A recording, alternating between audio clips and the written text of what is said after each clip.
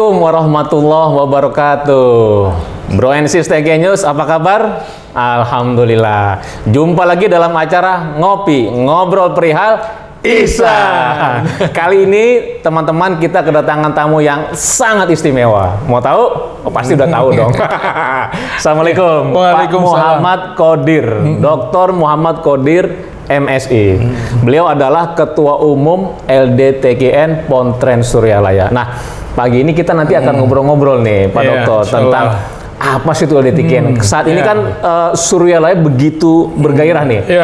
LDTKN, Ibu Bella, GMS. Nah, jadi memang ini eranya sekarang kita membangun TKN sesuai dengan zamannya. Nah, jadi Bro Enesis, kita kali ini akan bincang-bincang banyak dengan Pak Qodir, oke ya? Jadi gimana nih Pak Qodir, bisa diceritakan sedikit tentang LDTKN? Boleh, insyaallah, ya, boleh. Jadi, Bro Enesis, kita di Suryalaya, mungkin ini ada hal-hal yang baru ya, mungkin bisa dikatakan tidak ada sebelumnya, sehingga ada yang mengatakan ini Pak Qodir ini melakukan bid'ah dalam bertarekat. Ini cukup mengagetkan juga, saya disebut ahli bid'ah dalam tarekat. Sebetulnya ini bukan bid'ah sebetulnya. Kita justru mengikuti tanbih. Dalam tanbih itu kan ada wasiat dari pengarsa Abah Sepuh yang mengatakan bahwa kita tidak boleh melanggar aturan agama dan negara. Nah, kita tahu bahwa aturan, terutama dalam aturan kenegaraan, itu ada hal-hal yang berubah. Yang disesuaikan dengan situasi, kondisi. Nah, perubahan-perubahan dalam aturan kenegaraan itu tentu harus kita ikuti, karena tadi perintah dari Abah Sepuh ya, kita tidak boleh melanggar aturan agama dan negara. Sehingga itulah salah satu yang melatar belakangi adanya lembaga-lembaga baru. Mungkin bisa saya ceritakan asal muasalnya lah ya, atau asal usulnya ada LDTKN ini. Jadi awalnya ini sebetulnya diawali dari keluarnya undang-undang yayasan.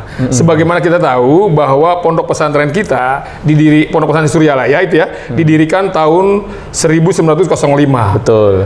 Sebelum itu, founding father kita, Syekh Abdullah Mubarak bin Nur Muhammad, atau yang lebih kenal dengan sebutan pengarsa Abah Sepuh, beliau itu bulak-balik ya, dari Tasik ke Cirebon, sekian lamanya, sampai akhirnya beliau mendapatkan hiroh kemursidan dan mendapatkan wasiat untuk mengembangkan, mensyiarkan tarekat, tetapi jangan lupa kata Syekh Tolha itu, bahwa kembangkanlah TKN ini melalui sebuah lembaga.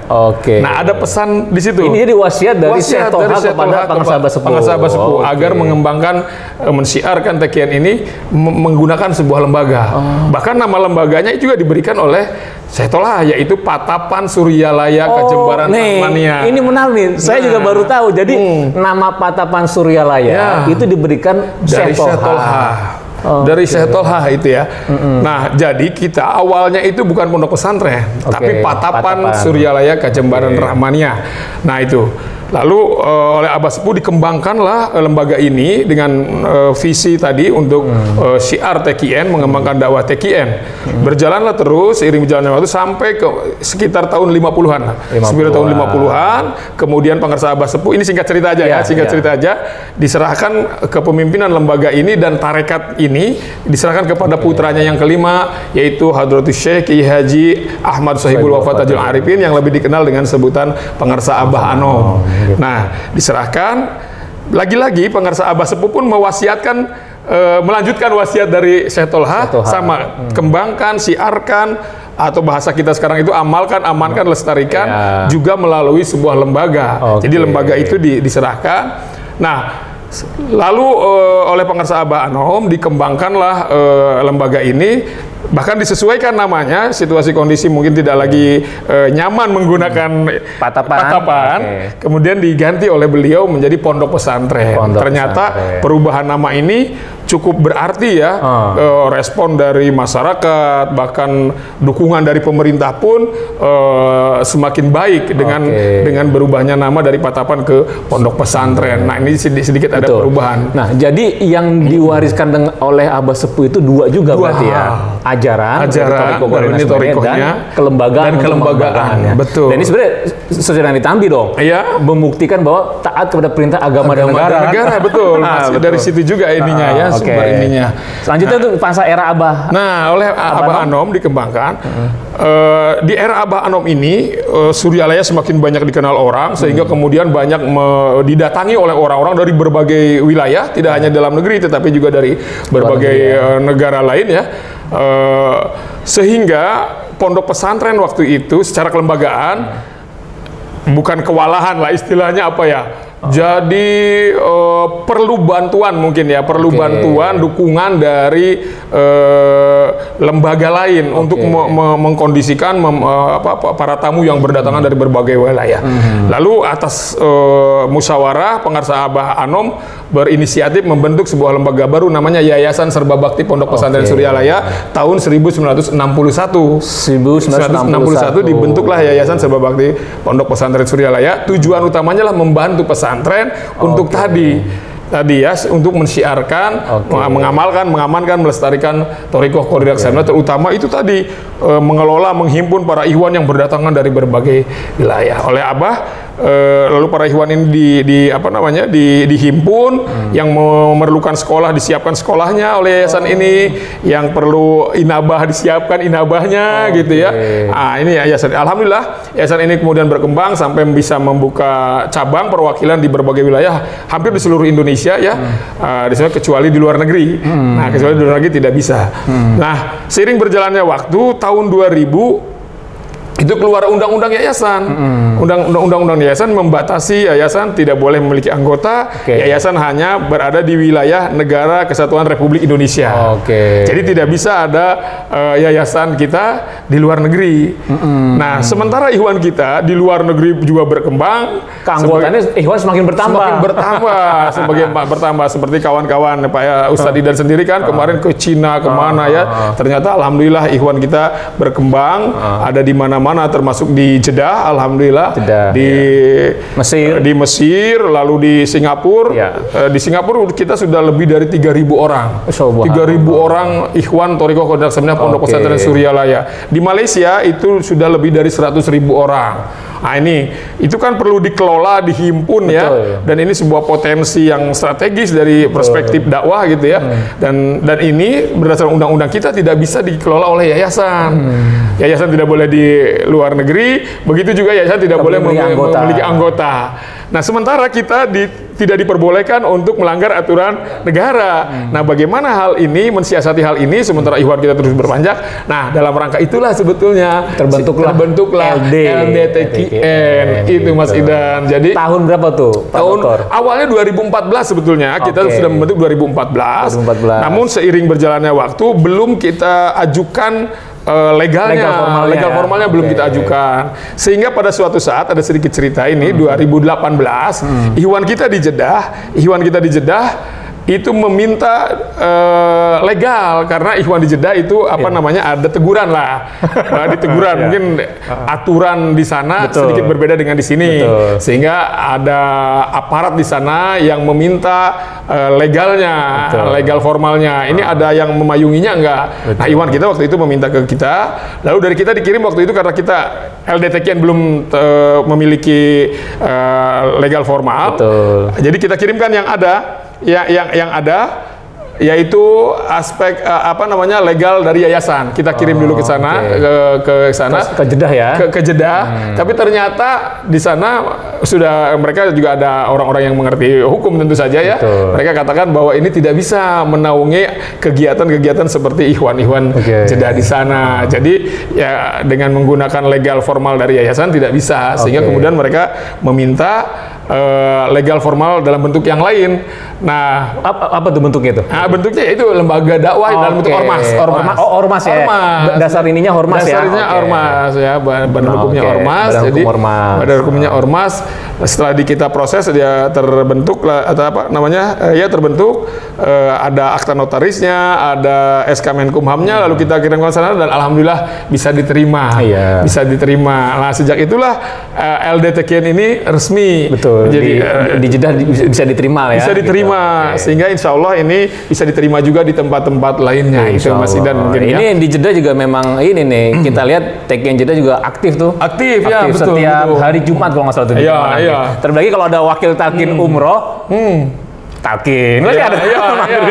Jadi memang potensi pengembangan dakwah TKN ini sungguh luar biasa. Betul. Karena memang Pontren Suryalaya ini kalau menurut saya nih Pak Qadir sangat tertib. Betul. Kalau kita mungkin silaturahmi ke beberapa tempat, emang tertib di sini dari organisasinya, pengembangan dakwahnya, kanal-kanal media dakwahnya. Jadi memang banyak yang banyak yang menyampaikan juga Suryalaya ini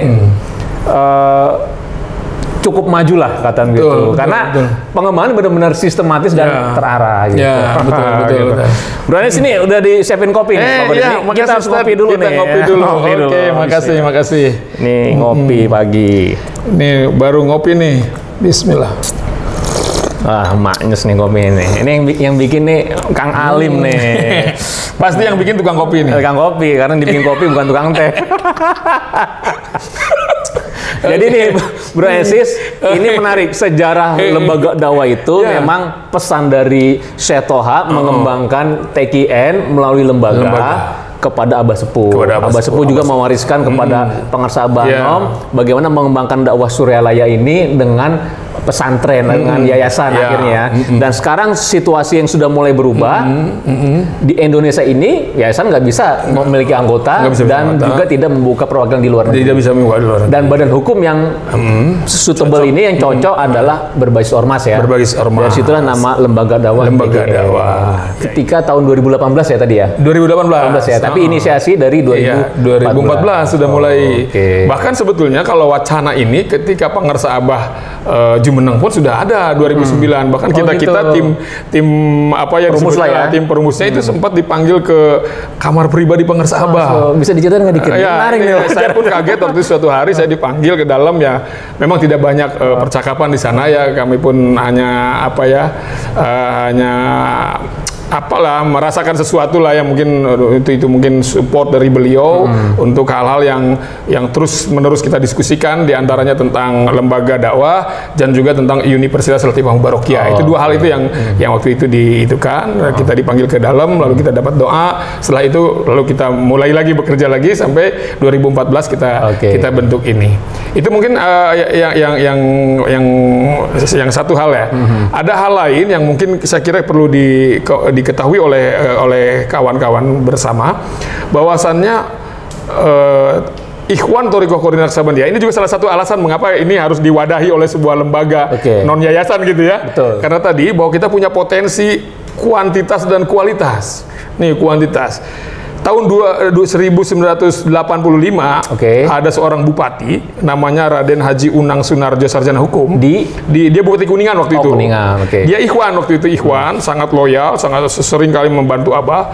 Dia karena beliau dengan kesarjanaannya dan dia punya tim kecil, beliau riset dan dia menemukan angka tahun 85 itu Ikhwan TKN Suryalaya itu lebih dari 5 juta orang. Hasil riset 85 itu.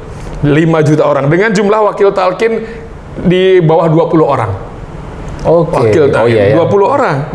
Nah, kita 85 ya. 85 loh.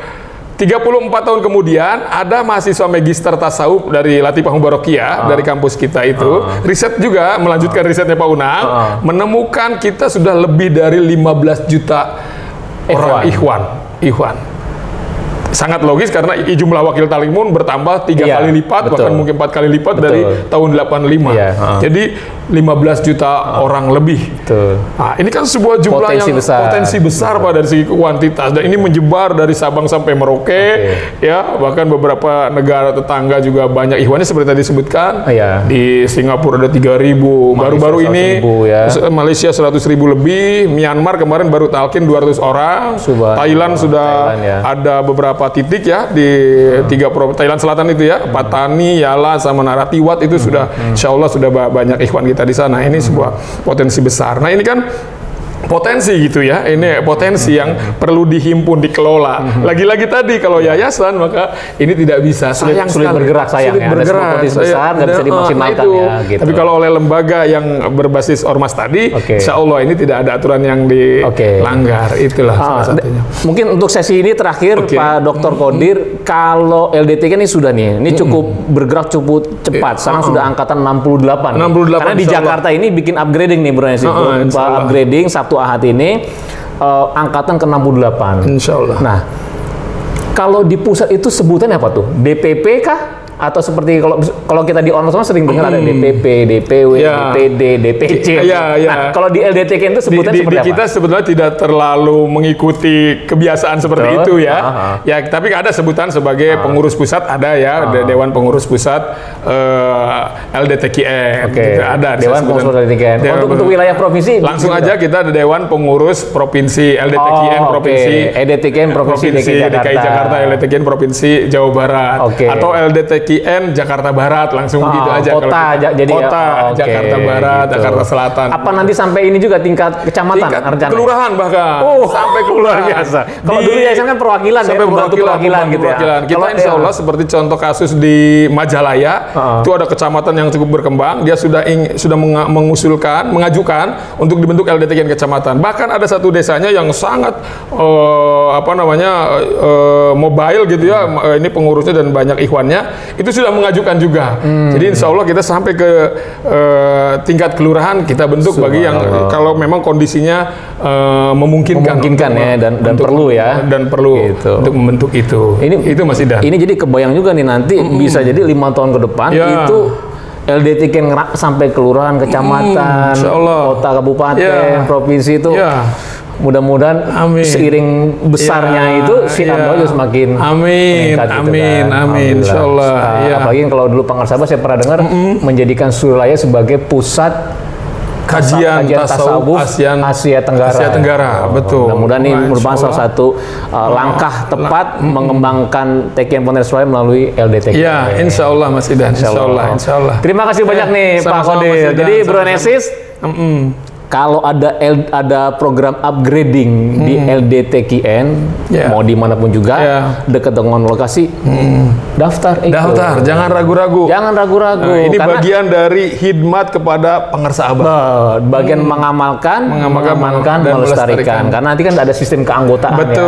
Biar bisa terdata benar secara jelas berapa nih nanti akhirnya itu. Ikhwan Pontianak Suralaya gitu.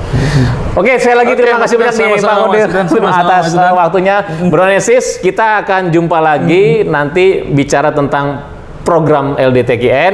Sampai jumpa minggu depan. Assalamualaikum warahmatullahi wabarakatuh.